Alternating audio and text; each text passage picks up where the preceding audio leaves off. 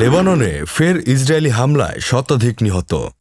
লেবাননের রাজধানী বৈরুতের কেন্দ্রস্থলে ইসরায়েলি হামলায় একটি আটতলা আবাসিক ভবন পুরোপুরি ধ্বংস হয়ে গেছে। শনিবার ২৩ নভেম্বর সকালে ঘনবসতিপূর্ণ বাস্তা এলাকায় ৫টি ক্ষেপণাস্ত্র দিয়ে ভবনটি পুরোপুরি ধ্বংস করা হয়। এতে ১১ জন নিহত ও ৫০ জনেরও বেশি আহত হয়েছেন, খবর আল জাজিরার। দেশটির স্বাস্থ্য মন্ত্রণালয় এবং সিভিল ডিফেন্স এই হতাহত সংখ্যা নিশ্চিত করেছে। ইসরায়েলি হামলায় লেবাননে এখন পর্যন্ত ৩,৫০০এরও বেশি মানুষ নিহত এবং ১০ লাখেরও বেশি মানুষ তাদের ঘরবাড়ি ছাড়তে বাধ্য হয়েছে বলেও জানানো হয় প্রতিবেদনে।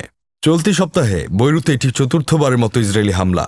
এদিকে বাস্তার ঘটনাস্থলে জরুরি উদ্ধারকর্মীরা অনুসন্ধান চালিয়ে যাচ্ছে। এখনও সেখান থেকে ধোঁয়ার কুণ্ডলী আকাশে উঠছে। ধ্বংসস্তূপ সরানোর কাজ অব্যাহত থাকায় নিহত সংখ্যা আরও বাড়তে পারে বলে আশঙ্কা করা হচ্ছে। স্বাস্থ্য মন্ত্রণালয় জানিয়েছে, নিহতদের পরিচয় শনাক্ত করতে ডিএনএ পরীক্ষা করা হবে। আলাদাভাবে বৈরুতের দক্ষিণবর্তী হাদাত এবং চৈফাত এলাকাতেও বিমান হামলা চালিয়েছে ইসরায়েল। লেবাননের টাই শহরের সৈকতে ইসরায়েলি ড্রোন হামলা চালিয়ে ২ জেলেকে হত্যা করা হয়।